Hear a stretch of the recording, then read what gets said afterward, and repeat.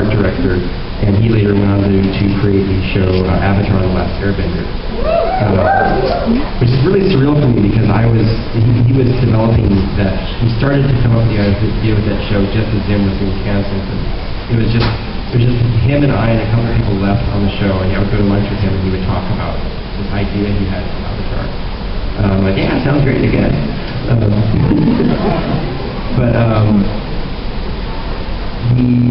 So people like that would do like samples of how they actually wanted the characters to walk or run, and they would put all that together in this big, huge package, and they would just mail it to Korea, and then it was up to them to animate it. And then we would get the animation back, and if they did what we wanted, then we would just use it, but sometimes we would ask them to re-animate sections. From the site. Yes, right there. I'm sorry, I can't hear you. What do I think is on Gur's face?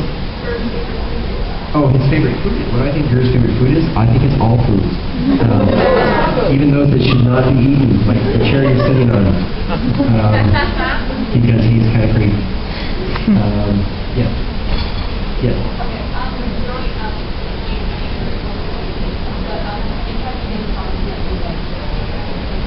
Growing up, did I have any favorite comics that I liked? When I was a kid, my parents used to take me to this giant swap meet in Orange County called the Orange County Swap Meet. And while my dad would rummage through the tool cellar, because my dad was always buying tools, next door to the tool cellar was a comic book guy, this old man, and he would see me coming. He knew immediately what I was there for. It was for Rom's Space Knight.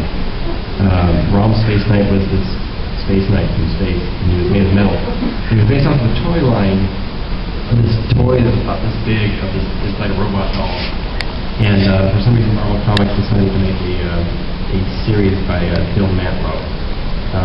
And I would just go to this old guy just buying Rom comics all the time. I was just addicted to them because he was a robot.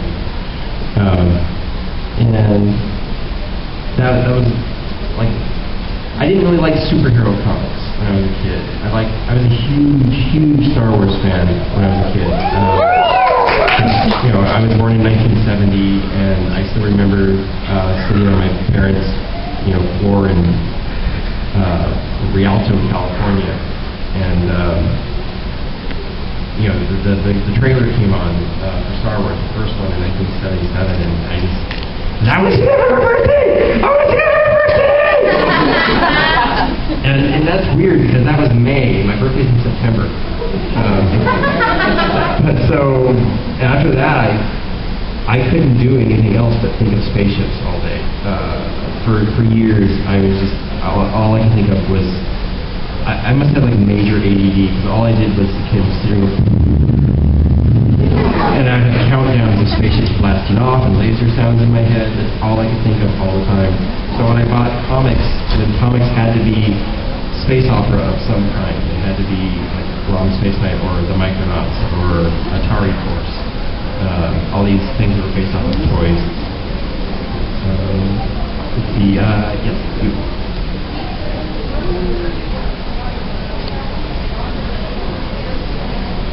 If it wasn't for Gur, would I have never gotten into voice acting, and what characters do I do now? I would never have gotten into voice acting if it wasn't for Gur because I wasn't looking to be a voice actor. I was a colorist on the show originally, and I was a writer of my own books. And the whole getting into voice acting thing was sort of unintentional. And I haven't really done that much voice acting after the show, except for when Nickelodeon called me in for like a video game of Gur.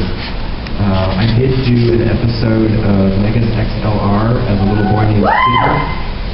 But after I voiced the character, they decided that I sounded too old, and they replaced me with an actual child. So you'll never hear that performance. A lot of times, I still get auditions. I still get people calling me in for auditions, and it's usually because they want the voice of Gur sounding guy. And I will go in and I will do that, and they'll go, no, it sounds too like Gur, and then I don't get the job. So I don't really try to think of voice acting because if I did, I would be starving to death. I did do a Burger King commercial last year. Actual like on-screen performance. When I was 75 pounds heavier, I just lost a bunch of weight, and so I can't even remember. I don't think the commercial actually ever aired. So most of the things I do don't get aired.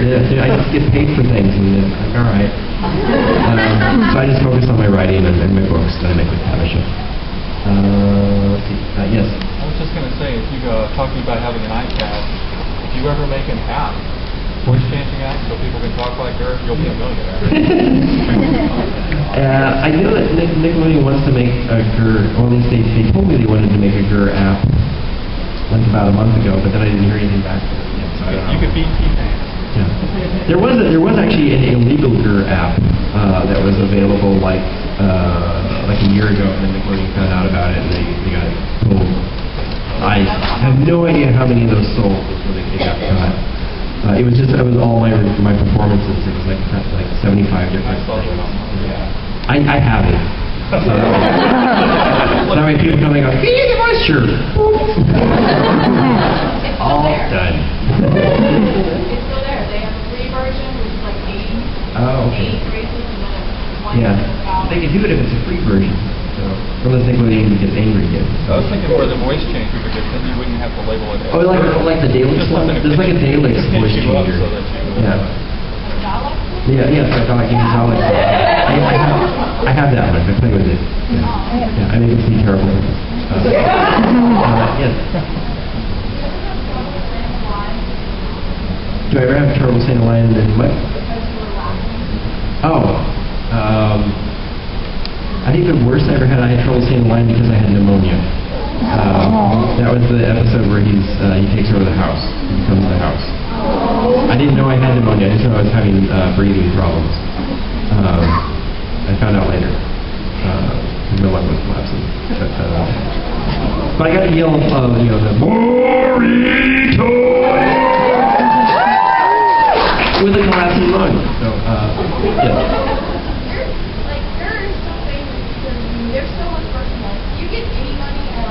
No, actually, I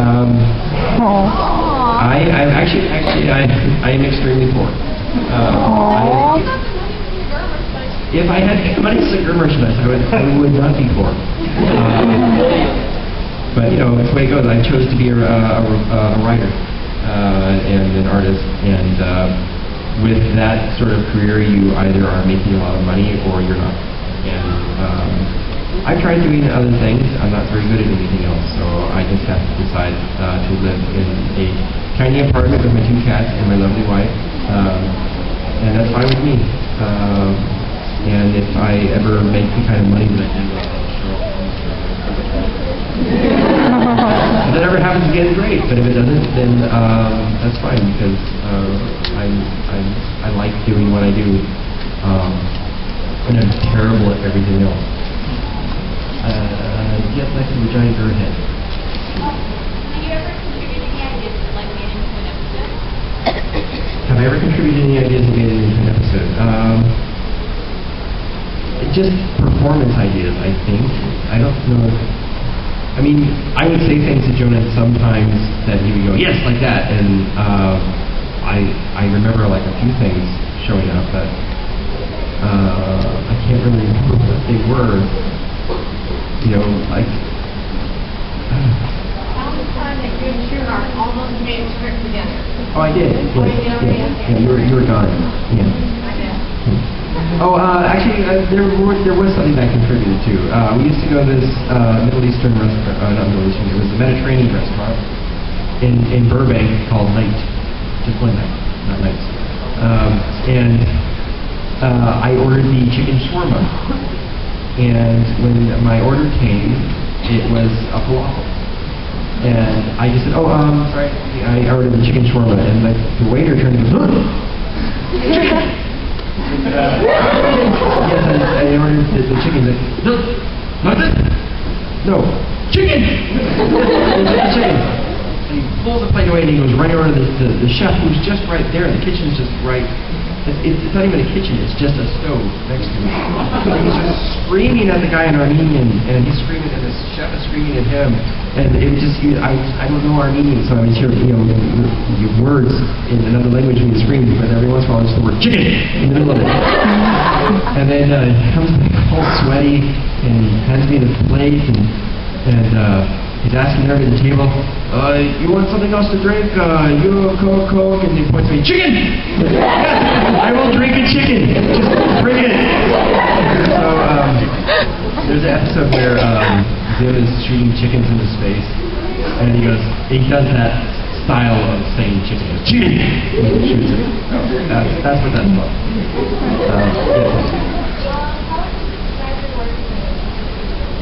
My working relationship with Jonah on the show? Good, for the most part. He's a very intense person to work with. He has very specific ideas. He's a very jokey person at the same time. It's like on one side he's very, very intense about his ideas. On the other side he doesn't like an atmosphere without humor. So he laughs when he fires you. But he's the kind of guy who will constantly be pretending to punch you in the face while he's telling you exactly what he wants done in the show. So you get this sort of mix of he's pretending to punch me in the face, but he wants me to go and make a copy of something. Okay. So he's just extremely horrible. Yes, Cookie Monster. How much do you guys love ad-lib? There isn't really, as far as ad-libbing, you can't really ad-lib in animation because you have to read what technology would have achieved what he desired. And laws probably would have been more relaxed. Disintegrations. There's no body. It's a Q&A, which lets me be lazy and let you just ask the questions. So, hello. Do you have any questions that you would like answered this day from me? Yes. Yours a robot. Why do you think he wants to eat so much food even though it has nothing to do with his Well, I think he has to get fuel from somewhere. I don't know what kind of power plant he's got inside of him, but I think it just, I don't think he poos. So it must be just burning all that stuff up. Or maybe storing it in another dimension. So you find the episode where he stores, where all the food he eats goes to. Really nice. It's like a giant, stomach universe. But yeah, I don't know if the other surgeons. There's a stomach universe that moves with that universe. They have mouths, but I don't know what they use them for. They would have popular. Keep talking. You might have answered this yesterday, but I missed that one. What does the G actually stand for? I think it's just. I don't think there was anything that really ever established what it actually stood for. I think it's just he's broken, so he uses the G instead of an S. But I would say garbage. That's what he has for brains. I know. But those are Irkin, what's it, a piece, or like a... Pocket lint, loose change. Yeah, those are Irkin things, so maybe they have nanotechnology inside them or something. Because it has to make sense.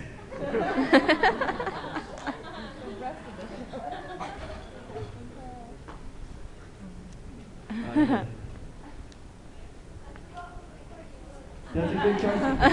You forgot what his question was. Does anybody know what his question was? Yes. I was going to ask, what's your favorite girl line? Favorite girl line?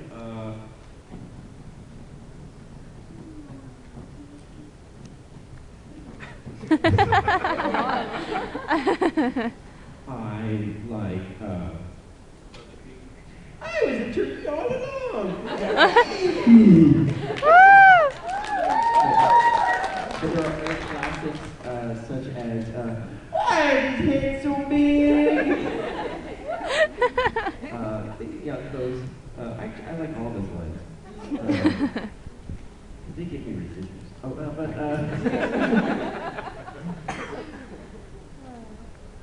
so, who had the question? Oh, yeah. What's the craziest thing that's ever happened while you were working with Jonah? Craziest thing that ever happened while I was working with Jonah. Even my guess. 1995. Oh, yeah. My wife is reminding me that I broke my foot. I was dancing at the Zim party. 10 years ago today, we threw a big party when the show came out. And I was doing a jig, and I jagged. It was 3 months in a cast and they're on. But that's why there are pictures of us performing on the internet, because Tavisha was taking me to work and taking pictures while I was voice performing. So you can thank Tavisha for any pictures of me in a booth with Richard. But it's weird, 10 years ago. I get like kids are coming up to me at a convention, or not kids, but like, you know, young adults coming to me at a convention, they're like, you know, you made my childhood. Like, how old am I?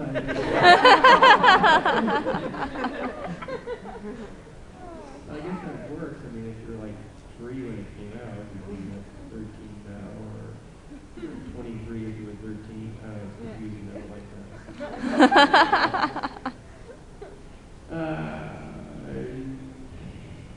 Yes.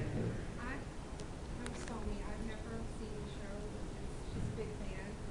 Was it your first voice acting gig, or how did you get into it? InvaderCon is my, career on InvaderCon is my first voice acting thing. I was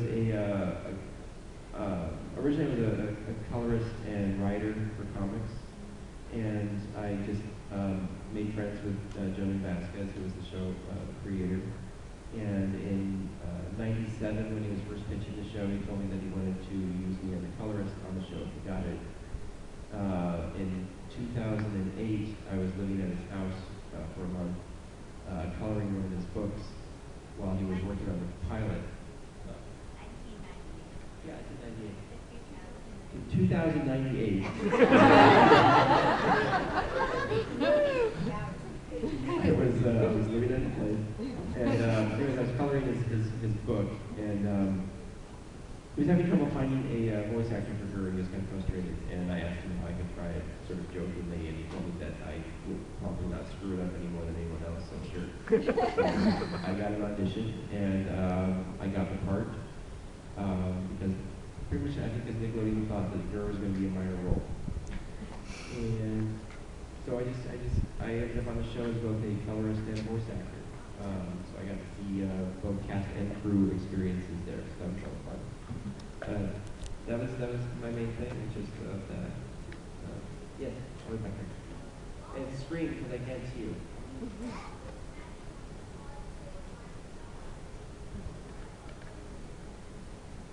Are walls in voice acting ridiculous? No, you need them, otherwise you'll get people outside. I think it was it hard to say the lines without laughing. Oh, is it hard to say the lines without laughing? Well, we laugh. I mean, we would say them and we would be laughing. So, you know, we just wouldn't laugh while we were doing it. Well, sometimes we would. But then we had to do a retake. And we were reminded that we only had 4 hours to do this in. There was some fun. I mean, there was the first time I ever did the voice of Glody on the show, because I was both Gur and Glody. Jonah just asked me to try it out. Just do something for him. Just something horrible. So when I went, I ate too many pizza. It was much worse than that. I just looked up and Jonah was just laughing so hard on the other side of the window. So I knew I got that one. And then there was another one where I had to, there was like these rescuers in suits that had no pants. They were rescuing a little girl that was stuck in a hole. So I was all the rescuers in those suits. And Joni just said, do it like Fat Albert. We just want to help you, little lady. Oh, yeah. And yeah, he was laughing pretty hard on that one, so we did, kept that one. I was a bunch of background guys on the show. Halloween episode has a lot of me. The one where Gurr and Zimmer lost in the city. That was filthy with my voice. Yes, did you remember your question? Oh, okay. You didn't like the other question? What was that? I can't sing the Doom song because it's 6 months long.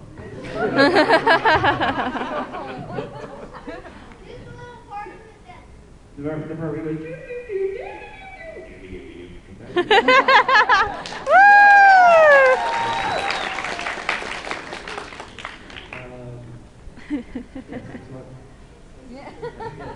What was it like? 'Cause I'm assuming that you do the voice recording first, and then you have to do your end of it, the coloring. When you kind of saw the backlight, kind of saw how. What was it like when you kind of saw how it was going to be pieced together, kind of on the end? Well, it was pretty fun because I got to see every part of the process because I was friends with the way Nickelodeon had a really good setup as far as how they would put all the creative people together because the writers and the animators were all together in one area. So the writers had to interact with the storyboard artists and colorists and everybody else.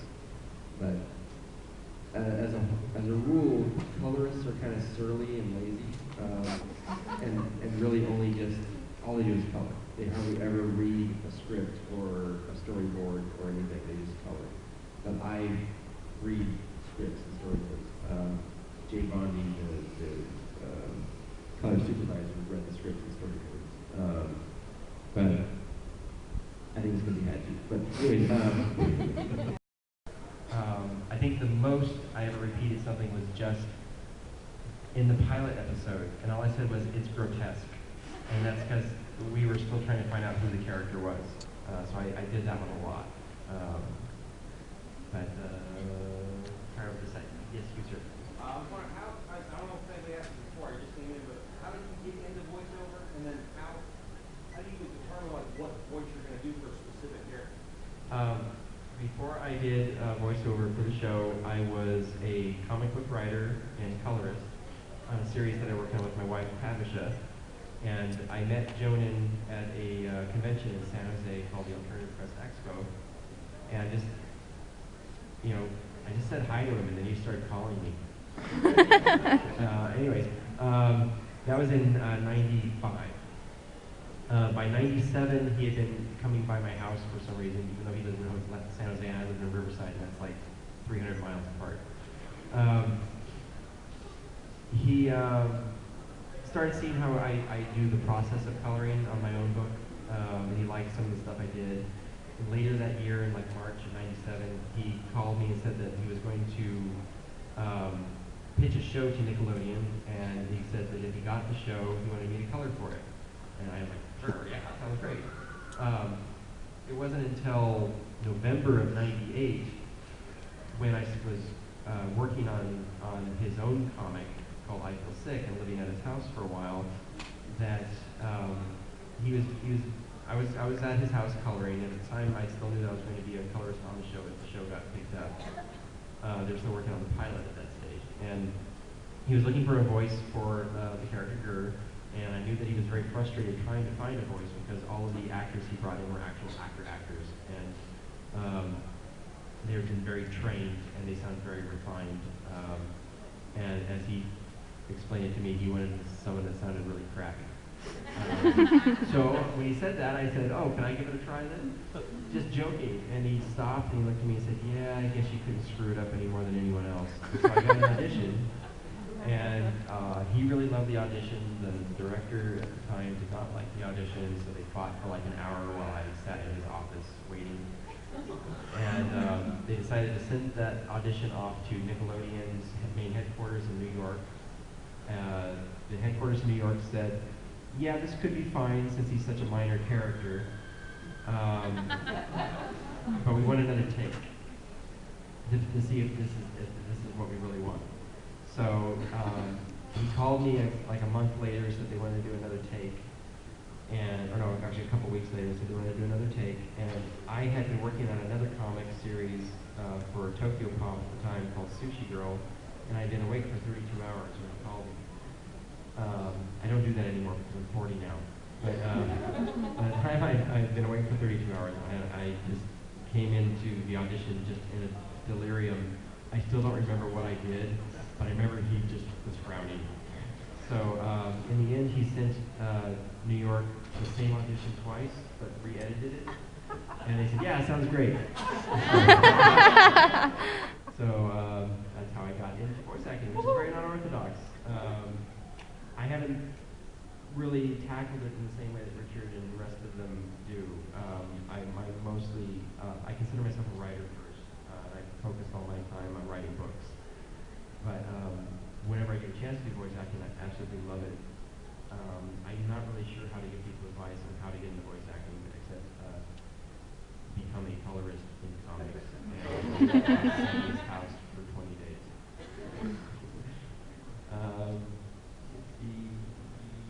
You will try way back there, you sir. Yes. My profession I want to go into is voice acting. How do I go about it? Oh, it's kind of like what I was just talking about with Theo. If you want to know about voice acting, you should probably ask Andy and Richard and Melissa, because they actually went into the career of acting. Like I said, I started off as a colorist and a writer, and just sort of flopped into voice acting by accident, which is how I do everything in life. And I can only recommend, or maybe it was Houston, I can't remember which, but so you live in a city where they do it first. Then you have to find somebody who is teaching a class. Usually another voice actor will be teaching a class, because that's how they supplement their incomes a lot of times, which you don't make a lot of money all the time. And then if they like you, they may teach you how to make your demo and teach you how to send that demo to an agent, or maybe they'll introduce you to their agent. And you just gotta keep working at it. But a lot of other actors will also suggest to not just try to be a voice actor, but to just be an actor in general. Get into stage, do small theater, that sort of thing. So that's the only thing I can really recommend. Yes, you.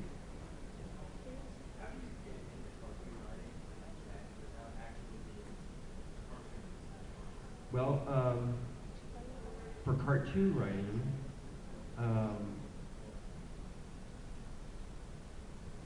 for myself, I actually was writing an episode of Zim with Eric Trueheart called Squishy Hugger of Worlds.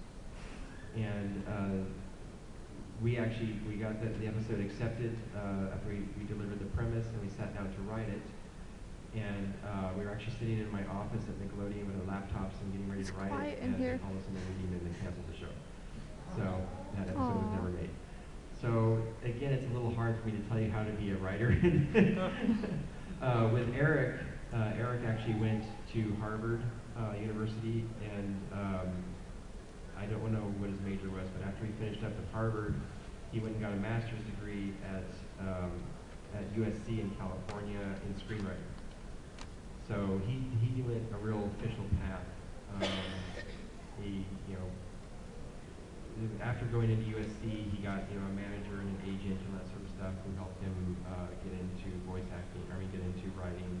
But it's funny because I actually met Eric almost a year before I worked with him on the show. He was just friends with another friend of mine who was also going to USC, and Jonan just happened to see his work when his own manager delivered the work to Zim, and Jonan introduced me to this new writer, and I was like, oh. We had 60 people in the show. The Russian.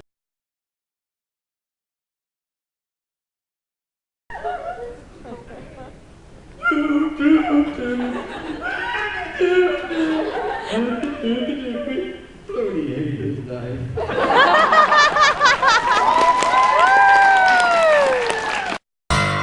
Coin operator. sitting on the shelf. He is just a toy, but I turn him on and he comes to life. Automatic joy.